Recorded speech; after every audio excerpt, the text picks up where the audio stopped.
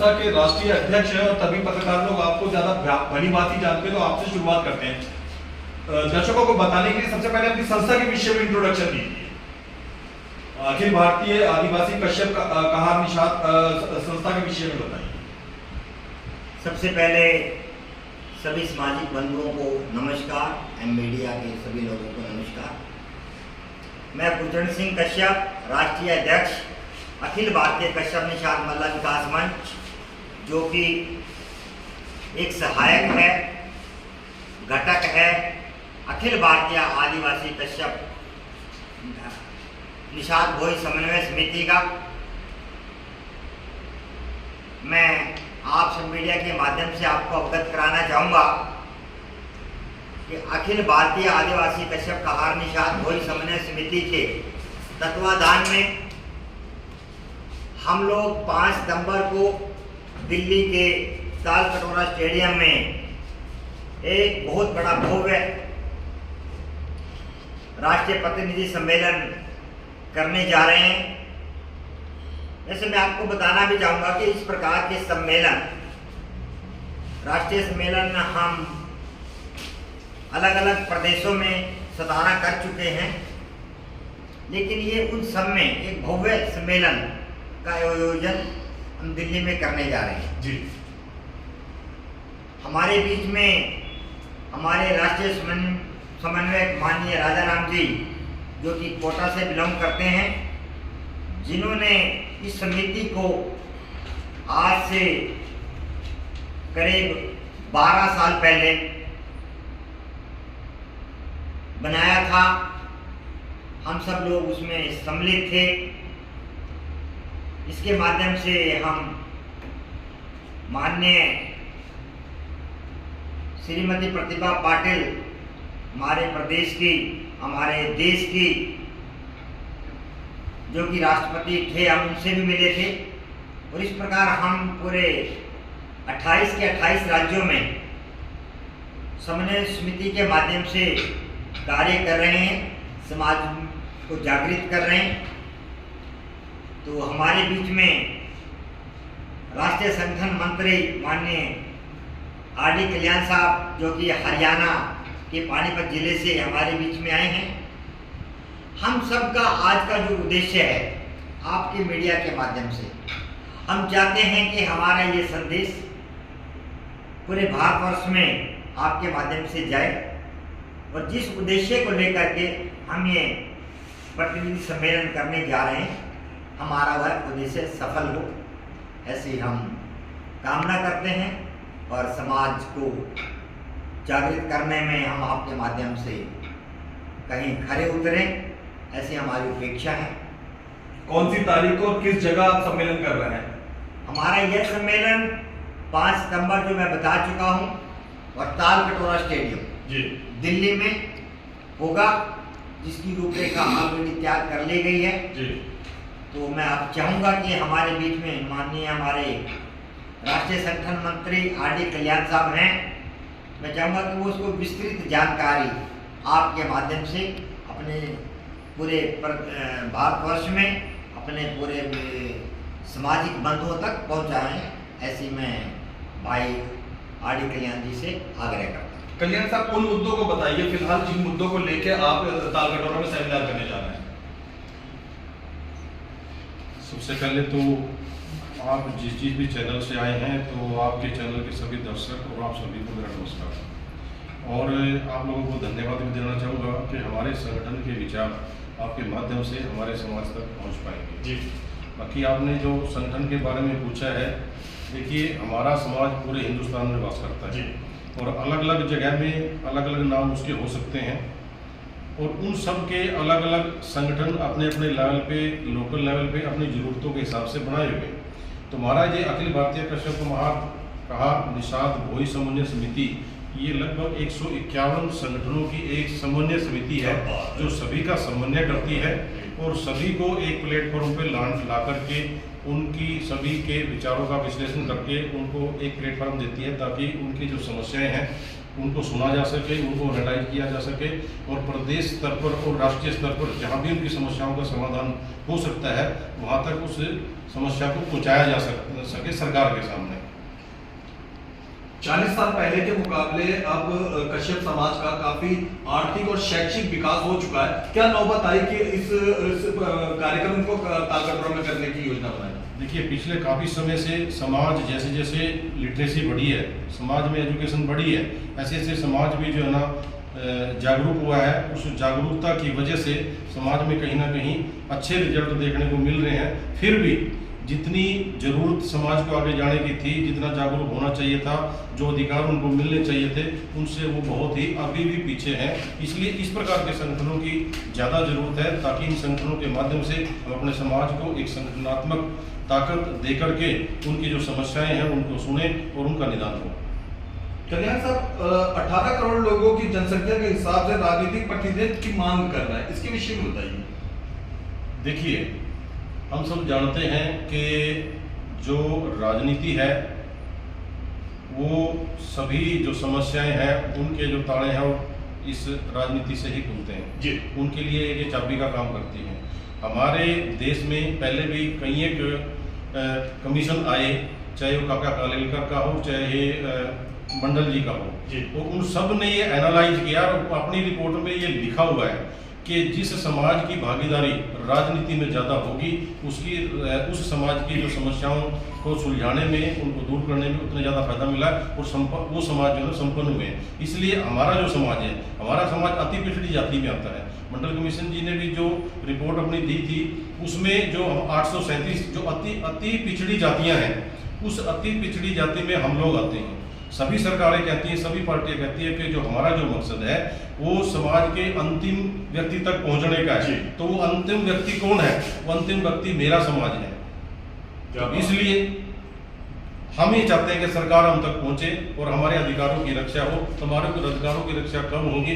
जब हमारे प्रतिनिधि सरकार में, चाहे वो लोकसभा हो, चाहे विधानसभा हो और चाहे वो राज्यसभा हो, जब तक हमारे रिप्रेजेंटेटिव चुन करके वहाँ नहीं जाएंगे तो हमारे अधिकारों की रक्षा करेगा कौन? इसलिए हम चाहते हैं कि ज़्यादा से ज़्यादा जनसंख्या के अनुपात में हमारे समाज का प्रतिनिधित्व वहाँ पे होना चाहिए। राजाराम जी, आपकी एक मांग है कि विकास बोर्ड की स्थापना की है, कश्यप समाज के विकास बोर्ड या आयोग की, इसके विषय बताइए, इसकी क्या जरूरत पड़ रही है? एक्चुअली क्या है, जब भी सरकार विपत्ति में आती है जी, जैसे कोई आदमी मर गया जी, हमारे समाज को बुलाया जाता है कि आप ढूंढिए जी, वो उसमें से पानी में से निकाल के लाते हैं। It means he stand. दूसरा, केरल इत्यादि में जहाँ भी डिजास्टर होता है वहाँ पर हमारे लोगों को नाव से ही बुलाया जाता है और रेस्क्यू किया जाता है और वहाँ पे एनडीआरएफ की तरह ये लोग काम करते हैं। हमारा ये कहना, जब हम ट्रेंड हैं तो उस एनडीआरएफ में हमारे को क्यों नहीं रखा जाए? आप जब विपत्ति का टाइम है तब तो हमारे को ट्रेंड मान रहे हो, रेस्क्यू करवा रहे हो, सब कुछ करवा रहे हो, और जब उस आदमी को रोजगार देने की बात आ रही है तब आप दूसरी संस्थाओं को दे रहे हैं। तो जो हमारा ट्रेडिशनल फिशरमैन का काम है वो उन्हीं को दिया जाए ताकि उनकी बेरोजगारी दूर हो, उनका काम हो।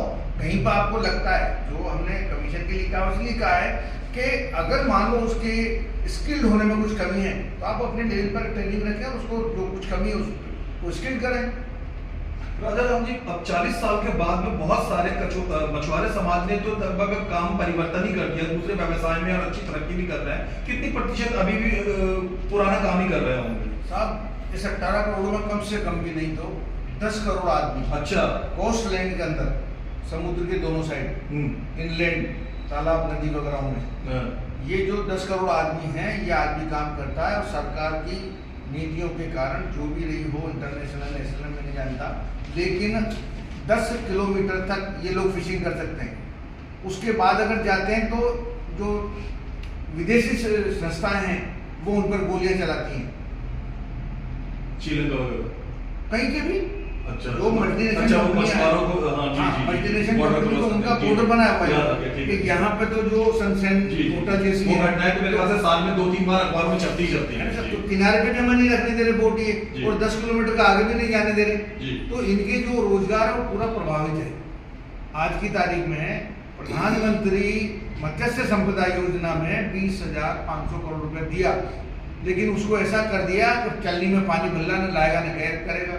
आप देखिए, अब इस आदमी के पास में कौन सी जमीन है जिसपे ये पॉन्ड्स बनाने के लिए पैसा देंगे? पहले जमीन दो ना। जी, तभी तो कुछ करेगा। जी। आप तो कह रहे हो अनाज ले आओ, मैं आपको सब्सिडी डबल पैसे दे दूंगा, जी। कैसे दे दोगे आप? अब तो नीलामी सिस्टम, नया सिस्टम आ गया, यही मेरा जिसे आपके समाज के नहीं दूसरे समाज के लोग विजिट कर पाते हैं हमारे हमारे साथ दूसरे समाज की चाहे बिल्कुल, मतलब ये मान लीजिए कि क्या पॉलिसी है, क्या है सरकार की, हमें समझ में नहीं आती है। लेकिन ये है कि जो आदमी वास्तव में ट्रेडिशनल था जी। उसको बेरोजगार कर रोड पे लग गया। राजवीर कश्यप जी मौजूद है ना, रणजीत कश्यप जी मौजूद है ना, नहीं अभी राम मोहन जी मौजूद है ना। ठीक है, गुरचंद जी आप ही से बात करते हैं। राष्ट्रीय आपदा राहत और जीवन रक्षक दलों के गठन के बारे में आपने मांग कर रही है, सरकार से करेंगे जाके, इसके विषय में बताएं। राष्ट्रीय आपदा के बारे में जैसे अभी माननीय राजा राम जी ने बताया जी। कि जैसे कोई भी राष्ट्रीय आपदा आती है तो वहाँ पे हमारे मछुआरा समुदाय के जो लोग हैं उनको भेजा जाता है, और आज भी है ये। तो हमारे लोग उसमें ऑलरेडी ट्रेंड हैं, गोताखोरी में हमारे लोग बहुत ट्रेंड हैं। अच्छा अच्छा।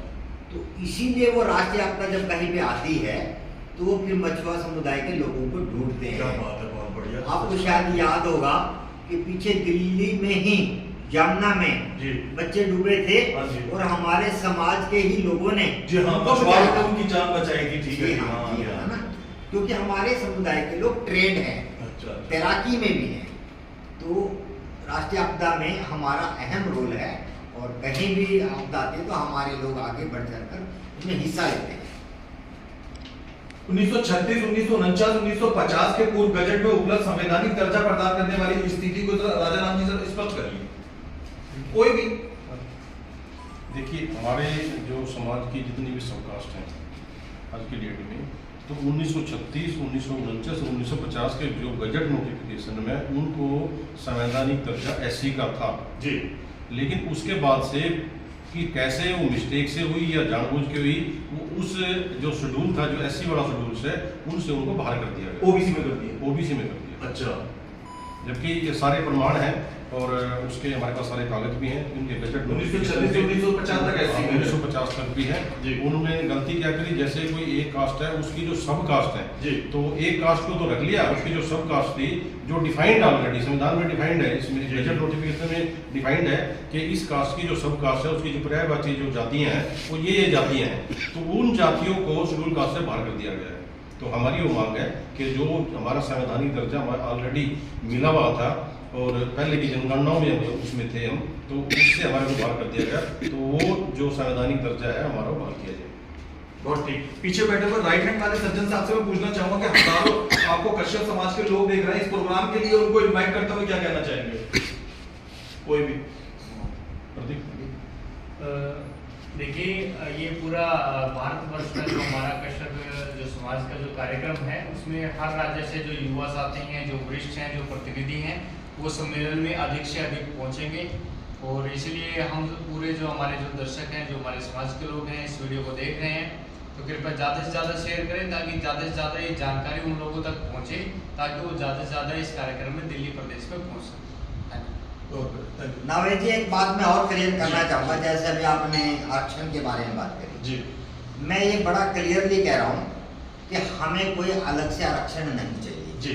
हमें जो ऑलरेडी नोटिफाइड किया हुआ है सब कास्टों को जी। 1936 में 1949 हाँ जी, हाँ में जी, हाँ जी, तो उन्हीं कास्ट के उसकी जो उपजातियां हैं उन्हीं के द्वारा नोटिफाइड को लिस्ट में लेकर के उनको उसका लाभ मिले, ऐसी हमारी सरकार से मांग है। मैं आपके माध्यम से बात क्लियर करना चाहूँगा और आपसे भी चाहूँगा कि आप इस बात को हाईलाइट करें कि हम अलग से कोई आरक्षण नहीं मांग रहे जी। हमारा जहाँ ऑलरेडी आरक्षण है उसकी जो उपजातियाँ हैं, सब कास्ट हैं, उनको उसी में नोटिफाइड कर दिया जाए। विभिन्न राज्यों में स्थिति अलग अलग है कश्यप समाज की, सभी जगह इसी के दर्जे की डिमांड है पूरे भारत में। यस, मैं आपको दिल्ली की ही बताना चाहूँगा। दिल्ली में हमारा समुदाय जी। मल्ला जी। अगर लिखता है तो ऐसी में आता है। अच्छा। अगर जीवार दीवार कश्यप कश्यप लिखते हैं तो वो अरे। ओबीसी में आ जाता है। हरियाणा में ओबीसी में। अच्छा। अगर सपोर्ट मैं यहाँ दिल्ली में रह रहा हूँ, जी जी 50 साल अगर मुझे रहते जी। होंगे तो मैं आज यहाँ पे एससी की सुविधा ले सकता हूँ। जी। अगर मेरा सगा भाई जी। हरियाणा में रह रहा है जी। तो उसको वहाँ पे ओबीसी की कैटेगरी में रखा गया है। ओहो। तो ये एक बहुत बड़ी विडंबना है। एक ही परिवार के दो भाइयों को संपूर्ण रूप से सहायता नहीं मिल पा रही है। जी हाँ, जो उसकी मिलना चाहिए था वो उसको लाभ नहीं ले पा रहा है। तो मेरा आप सभी के माध्यम से ये कहना है कि सरकार से आप सबके माध्यम से संदेश जाना चाहिए कि इस विविधता को खत्म करें और हमारी जो सब जातियाँ हैं, उपकास्ट हैं, उनको जो ऑलरेडी आरक्षित हैं उसी को उसमें सम्मिलित करके हम सबको उसका लाभ दे, ऐसी हमारी मांग। अंतिम क्वेश्चन की तरफ आ रहा हूँ, कितने संगठन आ रहे हैं और कहाँ राज्यों से लोग इस कार्यक्रम में आने की उम्मीद है ताकत हो रहा है? जैसे मैंने आपको बताया है कि हमारी समन्वय समिति पूरे के पूरे 28 राज्य और 7 केंद्र शासित प्रदेशों में कार्यरत है। हमारा पूरा प्रयास है कि हमारे सभी प्रदेशों से लोग यहाँ पे आएंगे। 151 संगठनों के अध्यक्ष 151 संगठनों से भी अब तो ज्यादा हो चुके हैं। गुड जो हमारे रिकॉर्ड में अभी वो इससे भी ज्यादा हो चुके हैं। सभी के अध्यक्ष, उपाध्यक्षों के, महामंत्रियों को हमारी तरफ से निमंत्रण जाएंगे और हमारा उनसे आग्रह है कि वो जो भी आपके मीडिया के माध्यम से ये न्यूज़ पढ़ें, देखें, तो सब लोग यहाँ पर आए और आकर के इसमें सहभागी बने। तो मैं ऐसा आपके माध्यम से एक बार सभी अपने सामाजिक बंधुओं से हाथ जोड़ करके अपील करता हूँ कि वो सभी इस पुण्य कार्य में आकर के अपनी से बात दर्ज करें। और मुझे उम्मीद है कि कम से कम नहीं तो 25 प्रदेशों के लोग जो कि ऑलरेडी हमारे पहले प्रतिनिधि सम्मेलन में आ चुके हैं और इसमें भी वो जरूर आएंगे, ऐसा मेरा आग्रह है।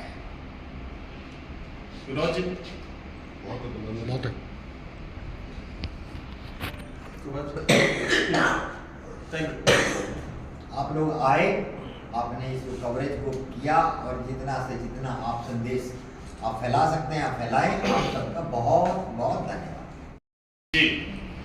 ये पूरा गैर राजनीतिक है जी और इसके अंदर समाज के लोगों को इस बात के लिए प्रेरित करना है कि रोजगार और शिक्षा पर ध्यान दें, तभी हमारा कहीं ना कहीं रोजगार का आना, रहना, जीवन यापन करना सुनिश्चित हो सकेगा। हम कहीं भी किसी भी रूप में सरकार के खिलाफ फेवर में कोई बात नहीं, क्योंकि हम गैर राजनीतिक है, ना हमारे लिए कोई फेवर है, ना किसी के प्रति हमारी नफरत है। लेकिन जो भी व्यवस्था से जुड़ा है उससे हमारी मांग है, उस सरकार से मांग है जो वर्तमान में है कि वो हमारे लोग। ये गैर राजनीतिक नॉन पॉलिटिकल प्रोग्राम है जिसमें सभी दलों के कश्यप समाज के लोग आएंगे। जी, प्रोग्राम ही नहीं, संस्था ही नॉन पॉलिटिकल है, समन्वय समिति नॉन पॉलिटिकल है।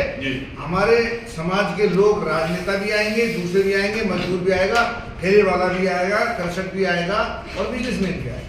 ये समाज के विकास के लिए कार्यक्रम किया जा रहा है, इसका राजनीति से कोई लेना देना नहीं। हमारे समाज के लोगों को प्रेरित करके उनको जागृत करना, उनको धंधों के बारे में इत्यादि के बारे में बताना और अपने अधिकार और शिक्षा के बारे में उनको ज्ञान देना, यही हमारा इसका मूल लक्ष्य है। जैसे भाई साहब राजा राम जी ने जो बताया है जी, इसमें सबसे ऊपर ही आप देखेंगे नॉन पॉलिटिकल ऑर्गेनाइजेशन जी, ठीक है जी। और हमारे जितने गोत्र या सब कास्ट आप कह सकते हैं जी। वो सभी हमारे लेटर हेड पर ऑलरेडी प्रिंटेड है। अच्छा, इसमें क्या है नागर साहब, हमारा दुर्भाग्य ये है जी कि कई कम्युनिटीज हैं, जैसे ब्राह्मण है, पूरे देश में कहीं सर्टिफिकेट मांगेंगे तो ब्राह्मण के नाम से मांगेंगे, जी, कहीं पे जाएंगे वैश्य के नाम से, वैश्य के नाम से मांगेंगे। लेकिन हमारा क्लासिफिकेशन ऐसा किया है, कहीं पे हमें गंगापुत्र का है, कहीं पे हमें भोई का है, कहीं पे कहार का है, कहीं कीर का है, कहीं निषाद का है, कहीं मल्ला का है। तो उसको उस नाम से करके उसका वर्गीकरण कर दिया। जबकि महाराष्ट्र के समुद्र के किनारे रहने वाले लोग अलग नेम लगाते हैं, केरल में रहने समुद्र के वाले अलग नाम लगाते हैं। आर्यन केरल, कोली महाराष्ट्र, गंगापुत्रा आंध्रा, आपके धीवरा केरला महाराष्ट्र में, और इधर आप गुजरात में आ जाइए, वही है धीवर है, यहाँ पे झीवर है, हरियाणा में झीवर है, और आप इधर जम्मू में चले जाएंगे तो वहाँ पे भी झीवर है, उत्तर प्रदेश में हाँ तो डोगरा तो फिर कम्प्लीट। ये सभी लोग हमारे अलग अलग करने के कारण जो हमारी एक स्थिति है, कहीं पे हमें रिजर्वेशन मिल गया, कहीं नहीं मिला, कहीं जाति प्रमाण पत्र मिल रहा, कहीं नहीं मिल रहा। हम ये कह रहे हैं यूनिफॉर्म पॉलिसी के तहत हमें कहीं तो इकट्ठा करो भाई, हम जल से जुड़े लोग हैं, ठीक है, हम जल से धंधा करने वाले लोग, चाहे हम पालकी उठाएं, चाहे कावड़ में पानी लाएं, चाहे राजा महाराजाओं को खाना बनाएं, चाहे हम जल के अंदर मछली मारें, चाहे हम केवट का काम करें, चाहे हम नदी के किनारे रहकर सिंगाड़े का कुछ करें, तो हमारा एक कॉमन वर्क है ना, कॉमन वर्क तो हमें एक नाम से यही कहते हैं। अच्छा अच्छा। हमारा ये कहना है, पॉलिटिकली क्या करें, हमारी जाति जनगणना की जाए। अरे तो हम तो पहले से कह रहे, हम तो एक ही जात है, उसको वर्गीकृत कर दिया आपने, तो उसे करने की आवश्यकता है। अच्छा, ये जो आप बता रहे हैं जाति वर्गीकृत है, ये आप अपने संस्था के माध्यम से भी किया जा सकता है, सरकार को ही करना है? नहीं, हम तो कर ही रहे, हम तो कर ही रहे। देखिए, जो वर्गीकरण किया है ये हमने अपनी मर्जी से नहीं किया। जी जी। हमने नहीं कहा कि हमारे को बैकवर्ड बनाओ, हमने नहीं कहा कि हमारे को सब कास्ट में बनाओ। ये हमारे पे थोपी हुई एक व्यवस्था है, हम इससे त्रस्त हैं और हम ये चाहते हैं कि ये खत्म होनी चाहिए। वैसे भी पूरे हिंदुस्तान में जितनी जातियाँ हैं उससे देश कमज़ोर होता है, और किसी भी देश के लिए अच्छी बात नहीं है कि इतनी ज़्यादा जातियों में बंट कर के जो ना समाज रह जाए। ये पूरे देश के लिए जो है ना एक नुकसान का काम करता है। तो हम चाहते हैं कि हमारी भी जितनी ये जातियाँ अलग अलग हमें वर्गीकरण कर दिया गया हमारे लिए, कहीं पे हमें कुछ लिख दिया, कहीं पे हमें कुछ लिखा, ये हमने नहीं लिखा, ये व्यवस्था हमारे पास थोपी गई है। हम चाहते हैं कि इसका खात्मा होना चाहिए, नहीं तो कहीं ना कहीं ये देश को कमज़ोर करता है, समाज को कमज़ोर करता है। एक नाना साहब छोटी सी बात है। जी जी। हो सकता है मेरा थॉट गलत हो, आप तो पत्रकार फरमाइए। मैं भी देश में घूमता हूँ जी मेरा निवेदन है, 1950 के पहले 4 वर्ग थे जी 26 जनवरी 1950, मणिया, ब्राह्मण, क्षत्रिय और शूद्र। जी। ठीक है, ये SC SC कहाँ से आ गया 1950 में? कौन से वेद में, कौन से पुराण में, कौन से गीता में, किस भागवत में? आज वास्तव में जो बेचारा वंचित समाज है उसको देना चाहिए, कर रही सरकार, इसमें कोई दोहरा नहीं है, लेकिन जितना बैकलॉग है, जिन लोगों को देना चाहिए वहां तक लाभ नहीं जा रहा। सरकार को हम सीधी सीधी मांग करते हैं जो बिल्कुल गरा नीचे का तबका है उसके ऊपर देखे, ध्यान दे। ये नहीं कि जो एक बार लिस्ट में बन गया, ऑफिस में जा रहे हैं तो आदमी ने उल्टा सीधा जवाब दे दिया, उसको कोई रिलीफ नहीं। आज भी लॉर्ड मैकाले जिसने ये क्लैरिकल सिस्टम चलाया था, उसी प्रथा पे बैठा हुआ आदमी लॉर्ड मैकाले की तरह करता है। हाँ, कहिए आप कहाँ से आए, कल आइए, साल नहीं है, परसों आइए, बगल वाला नहीं है।